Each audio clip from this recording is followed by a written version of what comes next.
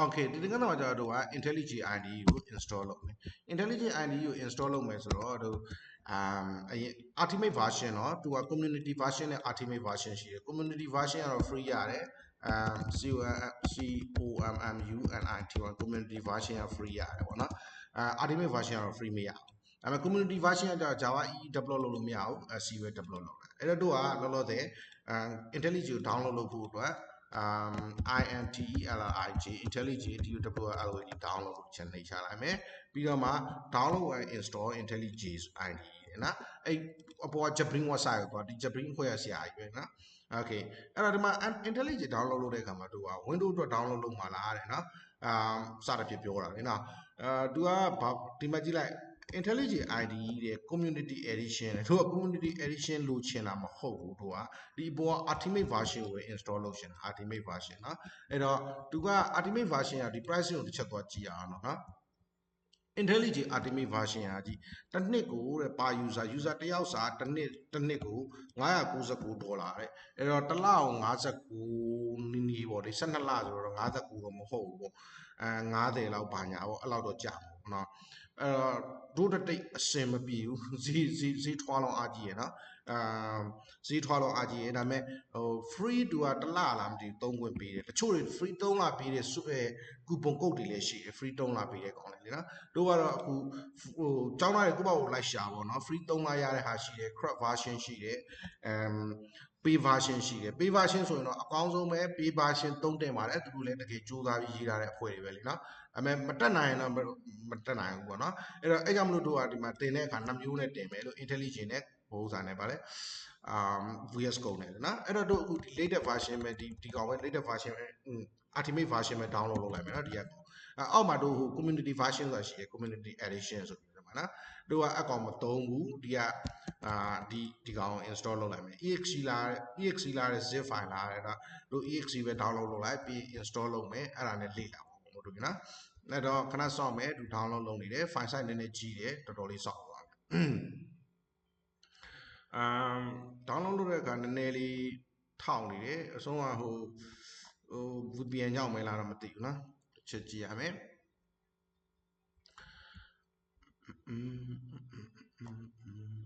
โอเค download စလုပ်ပြီနော်အဲဒီမှာ download လုပ်တဲ့အခါ IDE တဲ့2024 version 3.5.exe နော်အဲ့တော့သူကဘယ်လောက်လဲ 1.1 gig တယ်နော် 1.1 gig ဆိုတော့တော်တော်ထွားတာပေါ့တော်တော်ကြီးရပါဘူးသူက site ကနော်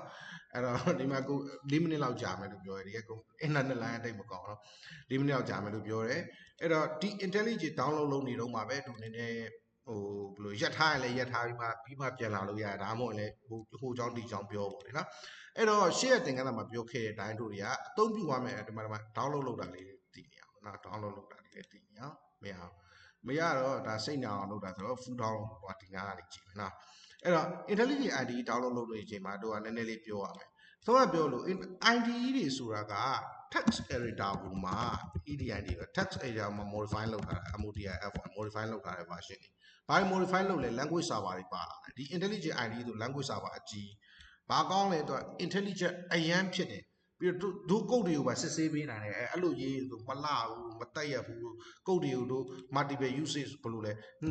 နေရာနှစ်ခုမှာတူညီတဲ့ကုတ်ကိုဟိုနှစ်ကြိမ်ရေးထားတာတော့အဲ့လိုမျိုးတွေအတွက်အထာမကျတဲ့အချက်တွေကိုစစ်ဆေးပေးတာပေါ့လေနော် IntelliJ IDE ကအဲ့တော့ဒီကောင်ကတော့တအားကောင်းတယ်ဒါပေမဲ့ तू ကကြတော့ဈေးကလည်းအဆုံးအကြည့်လို့ तू က999ပေါ်လာဆို600ပေါ့လေနော်600 yearly 600ဆိုတော့yearly 600ဆိုတော့တစ်လကို90ဆိုရင်တစ်လကို90လောက်ကြာပေါ့ဒေါ်လာ90လောက်ကြာပေါ့အဲ့တော့90မှတ်တစ်လကိုဒေါ်လာ90ကြာတယ်ဒေါ်လာ90ဆိုတာကကျက်နှစ်တွက်လောလောဆယ်ပေါက်ဈေးအရာဆိုရင်2,200,000ခွဲလောက်ပဲရှိမှာဒါပေမဲ့2,200,000ခွဲလောက်ပဲလို့ပြောလို့မရဘူးတို့မှလည်း2,200,000ခွဲကခက်နေကြတယ်တို့နိုင်ငံအခုအချိန်မှာပြီးတော့ဒီမှာအံ့ဩစရာကောင်းတာတင်တဲ့တက်တဲ့လူတွေကိုကြည့်လိုက်တော့လေဟိုဒီဒီ69ရာခိုင်နှုန်းကဘာတဘောလဲမသိဘူးတော့သူကဘယ်လိုလဲဆိုတော့သူဟုတ်ပါဘူးဒါအတင်းပြောတဲ့တော့မဟုတ်ဘူးလေစိတ်ဝင်စားတဲ့အကောင်းတာ69ရာခိုင်နှုန်းတော့ចောင်းသားတွေအားလုံးကလေဟိုးစားဖြစ်နေဘယ်လိုလဲဒီအလုတ်သမားလူပန်းသားတွေနဲ့တော့ဖြစ်နေเนาะသူတို့တော်တော်ခက်ခဲငွေရှာပြီးတော့လာတက်ရတဲ့ပုံစံမျိုးဖြစ်နေဟိုအပြစ်ဖြစ်ပြောရမဟုတ်အတင်းပြောရမဟုတ် ဆောင်းပြောလို့ဟိုပတ်စံရှိပြီးသားလူတွေပေါ့မိသားစုတွေအတိုင်းအဝန်းတွေတက်တယ်လို့မရှိတော့အဲ့ဒါဟိုကျောင်းသားတွေကိုတိကြတယ်နော်ဟိုဘာဖြစ်သွားလဲမသိဘူးသူတို့မလိလာကြဘူးတို့မဟုတ်ပူကောင်းတာကိုတွားကြတာလားတို့နိုင်ငံသားတွေပါတွားလိလာတာပူကောင်းတာတွေကိုတွားတာအဲ့မပူကောင်းတာတွေကိုတွားတယ်ဆိုတော့မှဗမာလူရှင်းပြထားတယ်ပေါ့နော်ကောင်းကောင်းမွန်မွန်အစီအစဉ်တကျရှင်းပြထားတဲ့သင်ခန်းစာဆိုရင်ကြည့်ဖြစ်မယ်လို့ထင်တာလေကြည့်လို့မကြည့်တာလေကြည့်လို့မကြည့်တာဝယ်လဲမဝယ်ဘူးတင်လည်းမတက်ဘူးအံ့ဩသွားတာ69ရာခိုင်နှုန်းတော့ကျောင်းသားတွေအဆုံးကတော့အခြေခံလူတန်းသားတွေများတယ်အများစုတော့ကျောင်းသားတွေကအလုတ်တော့ကတစ်ဖက်နဲ့ဟိုလကုံမှရှင်းတဲ့လူတွေများလကုံမှလာသားထုတ်ပြီးတော့အဲ့ဒါလေးတွေလာတက်ကြတယ်ကျူးသားကြတယ်ပေါ့နော်ပြောချင်တာအတင်းပြောတာမဟုတ်စိတ်ဝင်တော်တော်စိတ်ဝင်စားတာအဲ့ဒီ theory ကဘာတဘောလဲပေါ့နော်ဟို 1% ဘာလို့1%လောက်မှမရှိတဲ့ပမာဏပေါ့နော်ဟိုဘာလို့မတက်ကြလဲဘာအဲ့ဒါမဟုတ်ပါဘူးဟိုလာမတက်လို့စိတ်ဆူတာမဟုတ်ဒီမှာစိတ်ဝင်စားနေတာဘလူကြီးသူတို့တွေတွေးခေါ်နေကြအောင်တို့တွေပဲစင်ရတာအတွေ့ဖြစ်နေလို့လားလို့နော်ပြည်သားကြီးကိုနည်းနည်းဦးစားပေးတာသူတို့ဦးစားမပေးတယ်လို့ကြီးရောဒါမှမဟုတ်ဦးစားပေးလွန်သွားလားနိုင်ငံသားတွေရောက်သွားလားဘလူလဲတော့မသိဘူးနော်အံ့ဩစရာကောင်းတဲ့ဒီဘလူလဲနိုင်ငံရဲ့လူဒန်းသားခွဲခြားတာမဟုတ်လေလူဒန်းသားအလုပ်လုပ်တဲ့ပုံပြောတာလေနော်အံ့ဩစရာကောင်းလို့ရှိမှာအဲ့တော့ပြောချင်တာကြားဖြတ်လေးပါအဲ့တော့ intelligent ရဲ့ ultimate version ဈေးနည်းနည်းကြီးတယ်ဒါပေမဲ့ share ကောင်းတယ်ကောင်းဆရာကြီးပဲအကုန်လုံးသူ့ဘာလို့ AC2 ဟိုဘယ်လိုလဲထိန်းချုပ်ပြီးတော့အလုပ်လုပ်သွားပါနော် intelligent ultimate version က Java E အတွက်ဒီ community version က Java S ရွေးရမယုံရင်ဒီမှာမယုံရင်တော့မဟုတ်ဘူးပေါ့နော်တိချင်တို့ဒီလိုလာလုပ်လိုက်ရှေ့ကိုသွားပြီးတော့ intelligent ဒီမှာသူကဘာအတွက်တုံးလဲလို့ဘာလဲလို့ detail တွေလာကြည့်လို့ရတယ်နော်ဘာမှကြည့်လို့ရလဲဆိုတော့ဒီမှာကြည့်လို့ရတဲ့ feature တွေမှာ Jakarta EE နဲ့နော် Java EE ကိုနောက်ပိုင်း Java Jakarta EE လို့ခေါ်တယ်နော်download လုပ်တော့ပြီးသွားပြီထင်တယ် 1.1 gig ကိုတို့0 byte ပဲကျန်တယ်ခဏလေးသူ Windows ကစစ်ဆေးနေပေါ့နော်စစ်ဆေးနေချင်းသူတခြား detail ကိုကြည့်လို့ရတယ် download မလုပ်ဘဲနဲ့ detail ကိုတွားကြည့်လို့ရတယ်အဲ့မှာ detail ကိုကြည့်မနေတော့ဘူးနော်ဘာတွေသုံးလို့ရတယ်ဘာတွေသုံးလို့မရဘူးဆိုတော့ detail ပြောထားတာရှိပြီးသားတကယ်တော့ဒီမှာမကြည့်တော့ဘူးဒီမှာကြတော့လဲမဝယ်ထားပါဘူးเนาะဒီ intelligent အားတွေကျောင်းသားတစ်ယောက်ရှိတယ်အခုတင်ထဲမှာပဲပါတဲ့တစ်ယောက်ကျောင်းသားတစ်ယောက်ပေးထားတာရှိတယ်သူတို့ဒီဟိုက intelligent ကိုမှဒီဟိုကintelligent ကိုမှ all pack ဒါနဲ့ဝယ်ထားတာလေဒါနဲ့ဝယ်ထားတဲ့အဖွဲ့ရှိတယ်အဲ့ဒါသူကတစ်ခုဝယ်နဲ့နှစ်ကွန်ပျူတာနှလုံးသာသုံးလို့ရတယ်ဆိုဒီမှာတစ်လုံးသာလာ share ပေးထားတာအဲ့ဒါလေးကြိတ်မိတ်ပြီးသုံးနေတယ်โอเคရပါရ download လို့နော်အဲ့ဒါတို့ install တော့လုပ်အောင်နော်အဲ့တော့ဒီမှာလာပြီးတော့ဒီကောင်ကိုခဏပြန်ဖြတ်ထားလိုက်ပြန်ဖြတ်ထားပြီးတော့စေထားမယ်ဒီကောင်အောက်ချမယ်ပြီးတော့မှတို့ကဒီကိုသွားပြီးတော့ download ကိုသွားမယ် download ကဘာမှလဲဆိုတော့ download ကဒီမှာဟုတ် download ကဒီမှာနော်အဲ့ download ထဲမှာ intelligent refresh နှိပ်လိုက်ရပြီနော် double click နှိပ်ပြီး install လုပ်မယ် install လုပ်ဖို့တော့ခဏလေးစောင့်သူ install လုပ်နေလိမ့်မယ်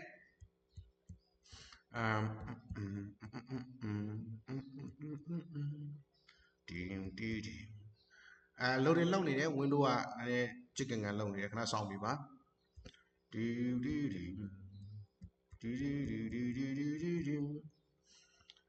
window က chicken ကန်လုပ်နေ loading လုပ်နေတာ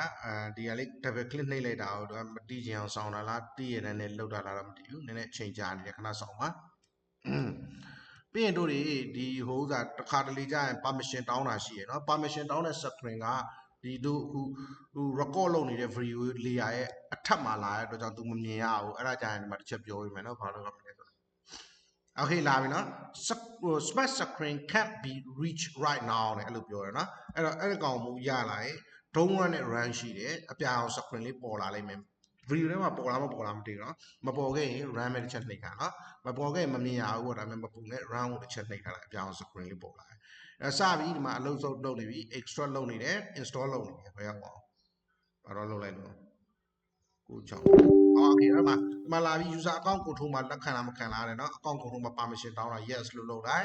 ရင်ဒီမှာပေါ်လာမယ် next ပြီးတော့ဘာမှ install လုပ်မှာလဲဆို C program file တွေက JetBrains ထဲမှာ next ပြီးတော့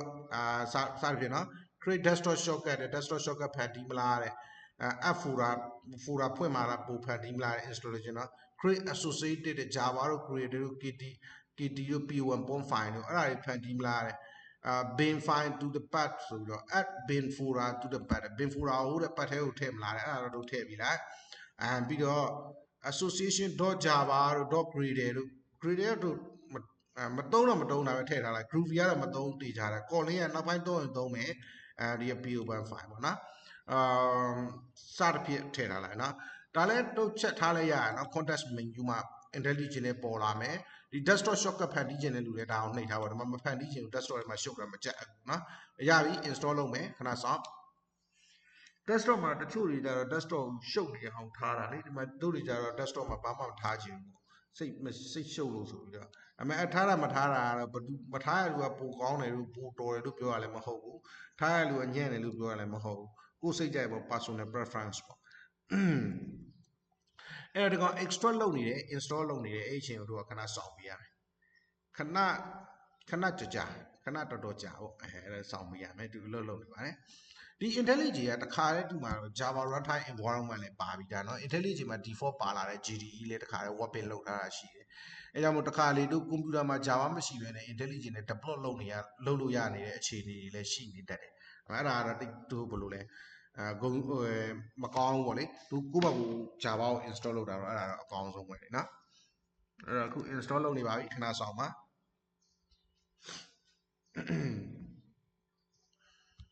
ကြာအောင်မင်းတွေ့ရကောင်းတယ်သူက file size တော့မှ 1.1K ဆိုတော့ကြာလာတဲ့တိတ်တော့မထူးခြားပါဘူးเนาะအဲ့တော့ဒီ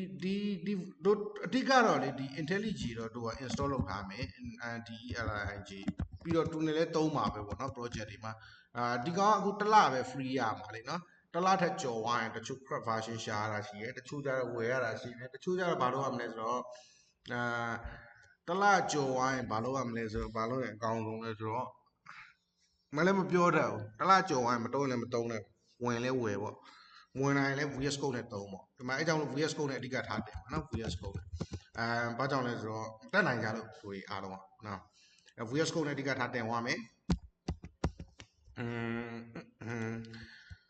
Spring Boot ကကြောင့်ပြတာတိတ်မရှိဘူး VS Code နဲ့လည်း easy code ဝင်မယ်နော် Spring ကို deploy လုပ်တဲ့အခါကျမှကျတော့ဒီကောင်ကအကူအညီတအားဖြစ်တယ်ဘာလို့ဆိုတော့တချို့ library တစ်ခုနဲ့တစ်ခု compatible မဖြစ်ဘူးနော် library သုံးတာတော့မှန်တယ်ဒါပေမဲ့အဲ့ library မှာ compatible version လိုက်ရှာတာ version ကလည်းအများကြီး library တစ်ခုကို version အများကြီးအဲ့ထဲမှာတခြား library ရဲ့ version အများကြီးတည်းကမှအဲ့နှစ်ခုကိုညှိယူရတာအတက်ကိုအာယုံနောက်ပြီးတဖြည်းဖြည်းနဲ့ set deploy လုပ်ရှင်စိတ်တွေပါကုန်သွားတဲ့ condition မျိုးရှိတယ်နော်SM4G တို့ Lambot တို့ဒါဖြစ်ပေါ့နောက်မှတို့တွေ့ရလိမ့်မယ်နော်အခုတို့ IntelliJ ကို install လုပ်နေတာကွန်ပျူတာရက်လိုက်လို့လည်းမဖြစ်ဘူးကြောင်းသားရတွေ့အောင်ဆိုပြီးတော့ကလောက်ရတာဆိုတော့အကုန်လုံးအဆုံးထိတို့ install လုပ်တာကိုစောင့်ပေးရမယ်အခုတော့တော်တော်မြန်နေပါတယ် extract လုပ်နေပြီဆက်လုပ်နေသေးပါပဲ we are almost there ချောင်းလိုက်အောင်ထိုးသွားအေးရထားတာနောက်ကြရတာမဟုတ်ကလေးကကြတော့အဖေကလေးကကြတော့စိုးရိမ်ထားရင်သူကမိဘမရှိကြတော့သူလိုက်ထားတယ်ကြောင့်မလို့သူမထအောင်ခဏအတူတူအိပ်ပေးနေတာအဲ့နဲ့အပြင်းချင်းကလေးကိုညာတာရဲနဲ့9နာရီမှထားတယ်ပေါ့ပုံမှန်တော့3ခွဲ4ဆိုရင်တော့လုပ်ပါတယ်အဲ့တော့ဟိုရာဒီယာရှောက်ပြောနေတာမဟုတ်ပါဘူးတကယ်တော့ဒီကောင်ကိုစောင့်ရင်းနဲ့ပြောစရာစကားလည်းမရှိဘူးလုံးဝမပြောဘဲနဲ့ညင်နေလိုက်ရင်လည်းကြောင်နေမှာဆိုလို့အခုပြောတည်ပြောပေါ့ okay almost there